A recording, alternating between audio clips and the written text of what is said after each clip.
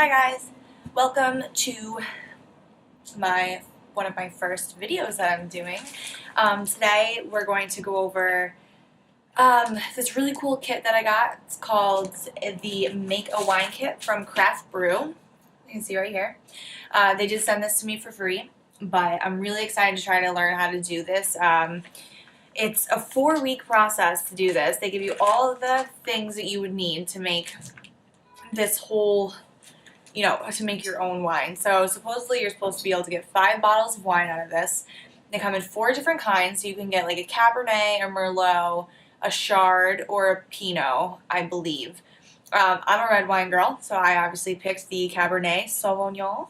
And so we're going to go through all of the things that come in the box today, and then we're going to go through the first 2 weeks, like putting everything together. You let it sit for 2 weeks to ferment, and then you drain the wine out and you add some more things to it, and you put it back in the gallon jug and you let it chill for another 2 weeks, and then you have wine. So it is December 3rd. It's December 3rd, so by 1, 2, 3. So by New Year's Eve, I should have some wine to drink on New Year's Eve, which would be really, really fun. I hope I'm not going anywhere on New Year's Eve because I have to. Whatever. Okay, guys, so we're going to go through what comes in the box. They give you this really great winemaking kit thing. So it shows you all the steps on how you would, make wine. It gives you tips and tricks on how to make your wine work the best. So first things first, gallon jug. This is what you're actually going to make the wine in. So they give you a gallon jug with a rubber stopper. They give you this lovely cane, which is what you will siphon the wine out of this jug and add some more stuff to it after the first 2 weeks. So you have these as well. You have premium oak flavoring. So I'm making a Cabernet, so they added some oak flavoring for me. We have sanitizer, because everything needs to be super sanitized when you're doing this. If you don't have it sanitized, there's the option that it's going to make your wine taste sour, like you're going to have bacteria on your hands. It's going to ruin the taste of the wine, and if you're going through all this for 4 weeks and then your wine tastes like shit afterwards, it's all your fault because you didn't sanitize. We have stoppers. So these are for your wine when you're done making it. They don't give you the 5 wine bottles to put all of the wine in, but I'm sure that in the next 4 weeks you can save 5 wine bottles and use it. So these are the corks to stop it. Funnel.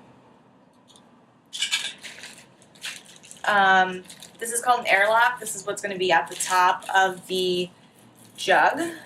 Oh, it's pretty sanitized and already sealed up, so I'm not going to take it out until we need to.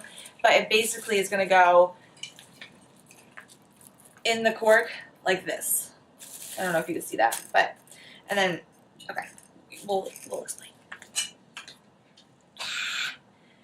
Then we have a bunch of different additives that we're going to put in. We have yeast, we have bentonite, we have lots of different potassium things, potassium sorbate, potassium metabispholite.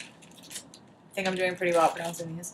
And then a fining agent, which is clear liquid. And the most important part is the wine. So this is juice from a vineyard. So this is what they would actually use to make Cabernet at the vineyard. And so what they do is they send it to us in this so that you can make it in your own jug. So next we're going to do the first steps, which take 14 days. Day 1 is fermentation, and then day 14 is clarification. So those are the 2 times that you need to make sure you're doing something. So today, to start out with, we need the jug, the stopper, the funnel, the airlock, and then we need the yeast, the bentonite, the sanitizer, the oak additives, and obviously the wine juice. So I'm gonna go get started and we'll see what happens.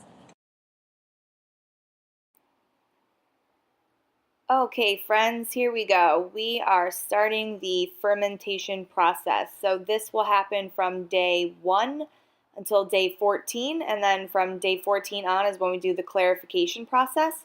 So I've already sanitized all of my items with the sanitizing solution they gave us. And the first step was to add a warm cup of water to the 1 gallon glass jug. And from there you add the bentonite to the jug as well. You want to make sure that this gets mixed extremely well, and it took me a lot of shaking to get this to happen. It needs to be fully dissolved before you go on any further to make sure that you don't want clumps of this hanging out in your wine. So shake as long as you need to until this is completely dissolved. It's going to look like a really muddy water when it's done. So next step was to add the juice to the gallon jug, which already has the bentonite in it. I had the hardest time getting the top of this bag off, so it probably wasn't the best thing to do, but I asked my cousin for help. He couldn't help me, so we sanitized a pair of scissors and just cut the corner of the bag off and dumped all the juice in. It was the only way, guys. I promise it was the only way. So here we are, just adding all the juice in. There's actually a ton of it in here, and it just smelled so good, and it was just like this concentrated juice. The smell was really great. So after we add all of the juice into the gallon jug, I just added more water to the bag to make sure that I was getting all of the leftover juice that was in there. So you can see some of it still coming out of the bag. You just want to make sure that you're not leaving any soldiers behind. Everybody needs to get into the gallon jug. After that, we are going to fill the rest of the jug up with cool water. I used water from my Brita filter because it was cool, it was ready to go, it was filtered. I live in New York City, so there could be tons of chemicals in my water, so I figured this was the best bet to use. Filled it up to the 1 gallon mark, and then I added my oak additives in. There were 2 different oak additives, and the smell was amazing on them as well. So those get added into the jug, which has your juice and your bentonite in it so far. Here you need to put the plug on, which has a hole in the top, so I had to sanitize my thumb so no bacteria gets in. And then I had to just shake this jug to make sure everything was mixed up and equally incorporated. They said to shake it for about 30 seconds. I think I only made it maybe like 15 or 20 seconds because this was pretty heavy. I'm not going to lie. I'm also extremely weak, so that's probably why. But shaking, shaking, shaking until this was all fully incorporated so we can move on to the last step. Last step coming up, add the yeast. This is the final part to the fermentation process for this 2 weeks. So the yeast just gets added in, and then you're going to put the rubber stopper back on top of the jug, and then we add the airlock on top. So that's what I'm adding right there is the airlock. It's going to allow the gas to escape from the bottle because now that we added the yeast and all this stuff to the juice, the fermentation process is going to start. Obviously, gases need to be released. So you just add water to the top of this. There's a little line that says fill to here. So I did that, and that's all she wrote. This is going to sit for 14 days in a room that's around 70 to 75 degrees, and we'll check on it again in 2 weeks for the clarification process.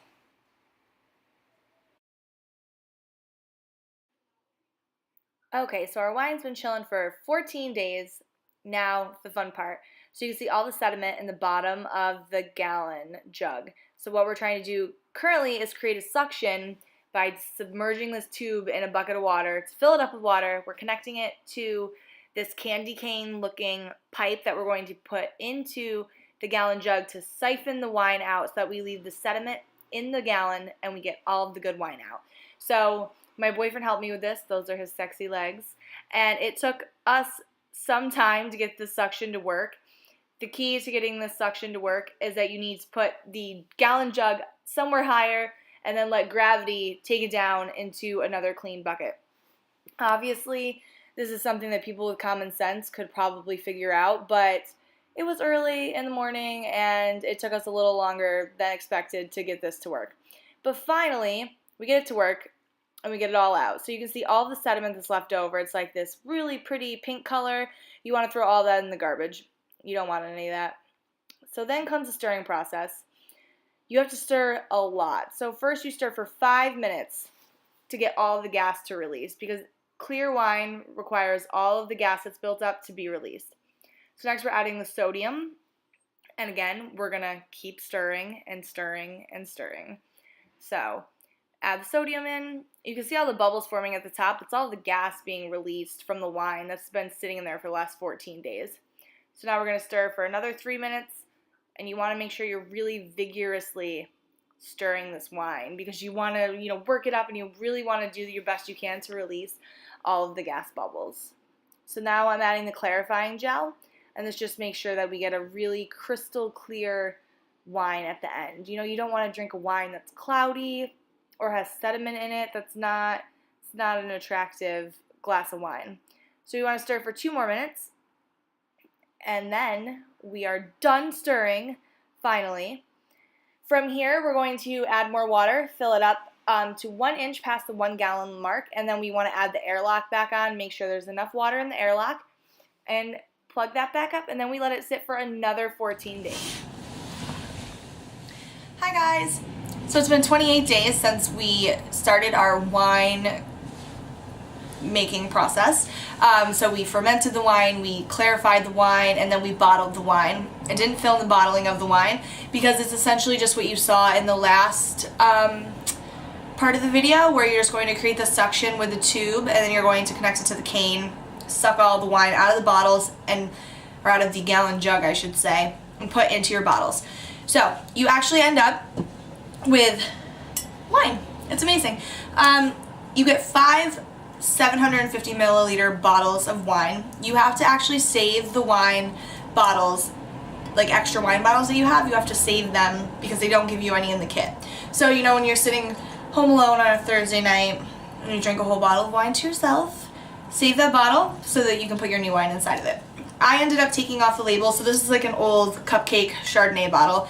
I ended up taking off the labels and putting on my own fun labels. So this is from Loose Lip Labels. She's really cool. She has an Etsy shop, and you can see her on Instagram too, and she has labels for everything. These are like a really cute and good gift because they're super easy.